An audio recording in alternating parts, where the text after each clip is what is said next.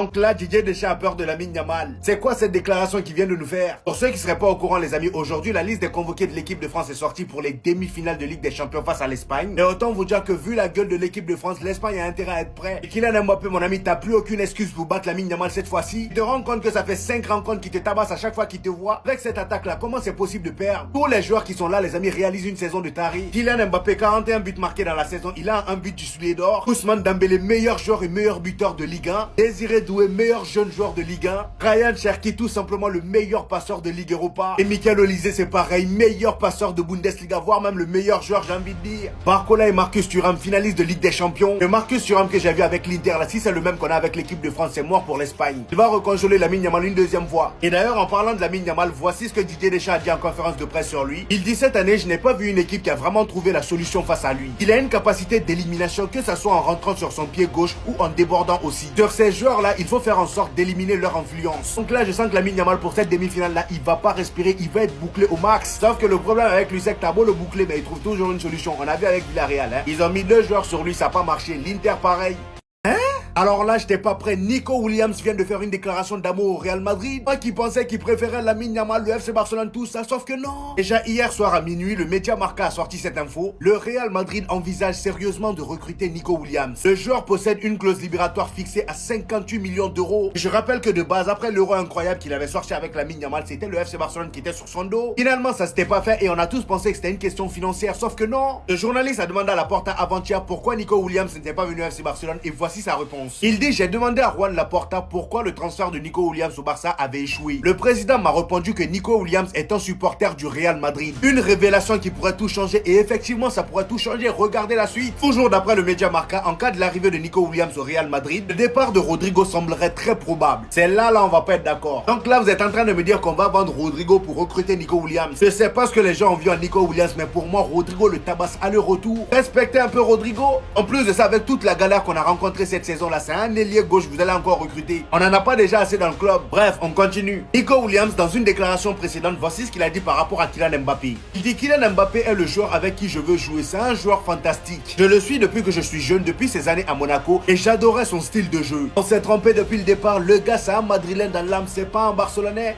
Alors là, vous n'êtes pas prêts. Hier soir, les joueurs du FC Barcelone sont tous retrouvés dans un restaurant pour faire un dîner de champions. Regardez attentivement jusqu'à la fin et surtout, n'oubliez pas Ansu Fati. Donc là, on voit Dani Olmo accompagné par un monsieur, donc il vient célibataire. Ensuite, Pau Victor et Firmine Lopez accompagnés par leur copine. Monsieur Ter Stegen et Pedri, éternel célibataire. Monsieur Wichi Chechny, regardez-moi l'élégance. Ensuite vient Deschamps, très bien accompagné par sa femme. On a encore 2 célibataires qui arrivent, Peña et Pablo Torre. Rafinha, comme d'habitude, toujours accompagné par sa femme. Par contre, le style, je suis pas trop fan, mais c'est pas grave, on passe au suivant. Et là, les amis, on a El Patron de 1, il est célibataire et regardez-moi le flow. Le pantalon, rien n'est comme les autres. Bon, là, on a Aurelio aussi, il a mis fin de contrat avec le célibat. Il est habillé de manière très simple et en plus, il nous fait un coucou. Il est où Lamine Yamal dans tout ça? Moi, c'est lui, j'attends. Il est où Lamine Yamal? Bon, là, il y a Hansi Flick. Non, Lamine Yamal n'est pas venu quoi. Tout ce qui concerne manger, là, lui n'est pas là-dedans. En tout cas, vu les visages, on voit que l'ambiance est très détendue. Et pour continuer à détendre l'atmosphère, j'ai une bonne stat pour vous. Kylian Mbappé n'est plus qu'à 2 buts d'égaliser le total de buts de Rafinha en Liga, c'est-à-dire 31 buts. Et dites-vous que Kylian Mbappé a joué 66 matchs de moins. Première saison, il est déjà à 2 buts de l'égaler. Ouais, Kylian Mbappé, tous mes respects, tout ce qui concerne marquer là quand même, on peut rien te dire. Lamine Yamal pourrait recevoir le numéro 10 la saison prochaine. Est-ce que vous pensez que c'est trop tôt? Attendez, bougez pas, je vous explique. Il y a eu des rumeurs comme quoi la décision a été prise. Yamal héritera du numéro 10 la saison prochaine. Mais Laporta est venu déclarer Lamine le numéro 10. On en parlera avec Deco et on prendra une décision. C'est une référence de l'équipe. Et vu la façon dont Laporta parlait de Lamine Yamal en disant que c'était le meilleur joueur du monde, comme quoi on va le renouveler, qu'il est amoureux du Barça et qu'il aura un salaire à la hauteur de son niveau, c'est qu'il est déjà énormément considéré et je pense qu'on lui passera le numéro 10. Quand tu sais que Lamine Yamal est le meilleur joueur du monde, qui pourrait même peut-être gagner le ballon d'or en septembre et qu'en plus il est celui qui fait vendre le plus de maillots, Lamine Yamal avec le numéro 10, ce serait une dinguerie. On va atteindre des records de maillots vendus, je pense. C'est une bonne chose car de ce que j'ai vu, Ansu Fati pourrait rester. Laporta en a parlé, mais j'en ferai une vidéo sur ce sujet. Donc enlever le numéro 10 à Ansu Fati pourrait lui retirer la pression et simplement lui permettre de repartir de zéro. Bref, sur le cas Ansu Fati, j'en ferai une vidéo, je vais pas m'éterniser dessus. On connaît tous l'importance de ce numéro au Barça. Et quand tu sais que Léo Messi lui a donné le bain et qu'il pourrait peut-être lui donner son ballon d'or en septembre, et qu'en plus il récupère le numéro 10, ça serait simplement incroyable. L'histoire serait beaucoup trop belle, les gars, je vous mens pas. Surtout que dans sa façon d'être et dans sa façon de jouer, on sait tous très bien que ce numéro va absolument rien changer à son niveau car il a simplement pas de pression. En tout cas les gars, Lamine Yamal sous numéro 10, je suis hype. Enfin bref, sinon vous les gars, vous en pensez quoi? Pas mieux sur sa personne, on s'ennuie. Le classement des meilleurs et les droits est sorti par Score 90 et qui est le premier sans surprise? Bah le meilleur joueur du monde, Lamine Yamal. Et moi ce que je n'aime pas avec vos contre-propagandes sur Lamine Yamal, c'est que vous mentez. À cause de vous, il y a des petits dans mes commentaires qui gobent vos conneries. Il y a des humains qui viennent dans mes commentaires pour me dire « Ouais mais Lamine Yamal il a pas de stats ».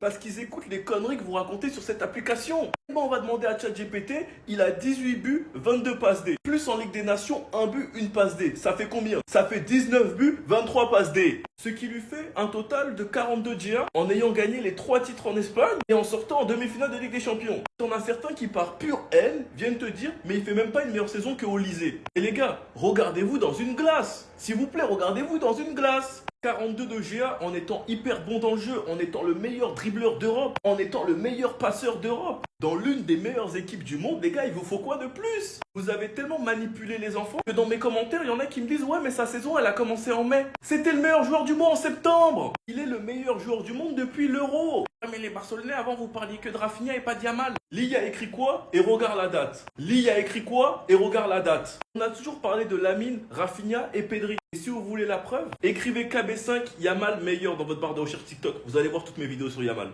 J'ai fait des big recherches les gars et aujourd'hui je vais vous expliquer comment le FC Barcelone a réussi à cacher Lamine Yamal. Comme vous le savez, il y a 2 ans, Lamine Yamal il faisait ses débuts sous Xavi avec le numéro 41. Et nous on était en mode, mais pourquoi un jeune de 15 ans débute? D'où il sort? Mais pour le FC Barcelone, rien n'était anodin. Ça a commencé à la formation, ils ont pu recruter Lamine Yamal à l'âge de 7 ans. Sachant qu'on débute le foot en Espagne entre 4 et 5 ans, ça veut dire qu'ils ont pu le détecter très vite. Ensuite, lorsqu'ils ont vu le talent du jeune homme, ils ont fait en sorte de briefer sa famille, en les aidant même à avoir des allocations familiales, en les aidant à mieux vivre. Ils ont fait en sorte que la famille de Lamine Yamal ainsi que Lamine Yamal ait une attache émotionnelle au FC Barcelone dès le début. Ensuite, le procédé pour cacher Lamine Yamal aux yeux des autres clubs, ça a été de le faire jouer sous des pseudonymes, le surclasser, ne jamais le faire jouer dans les mêmes catégories toute une saison.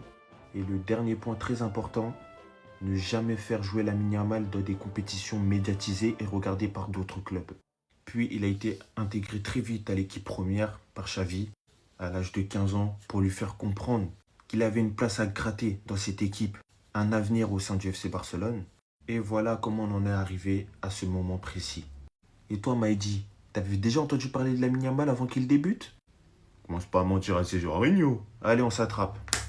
Les gars, Lamine Yamal, il est en train de booster le rap français. Les gars, Yamal, c'est un amoureux du rap français. Déjà, pratiquement toutes ses arrivées au stade, ce sont sur des morceaux de Jul, comme J'oublie tout ou La Bandite, des posts Instagram avec le son AWA de La Crime, ou encore le son Magie de Maes, ou encore Madre Mia de SCH. Mais celui qui profite le plus de cette exposition, les frères, c'est Maes. Déjà, il a célébré le titre de la Liga avec le son Magie de Maes, et sans parler des milliers d'édits de Yamal avec le son Magie de Maes qu'il y a sur TikTok. Du coup, bah forcément, tout ça a fait que le morceau de Maes est dans le classement Shazam de 22 pays. Actuellement, il est 145e sur Shazam Monde, notamment grâce aux edits TikTok sur des actions de foot, comme je viens de le dire tout à l'heure. Et là, dites-vous que le son, il a 33 millions de streams, ce qui est plutôt pas mal, mais depuis qu'Yamal a célébré son titre avec ce son, je pense honnêtement que le morceau va exploser. Là, en ce moment, il y a un vrai engouement autour du son, comme si c'était devenu l'hymne national des edits foot sur TikTok. Et en plus, dites-vous que le son date de 2024. Il provient du projet La Vie Continue de Maes qui est sorti en novembre 2024. Donc ça fait plaisir que le morceau ait le succès qu'il mérite. Mais de toute façon, même l'année dernière, Yamal, il mettait déjà des sons de Maes dans ses stories,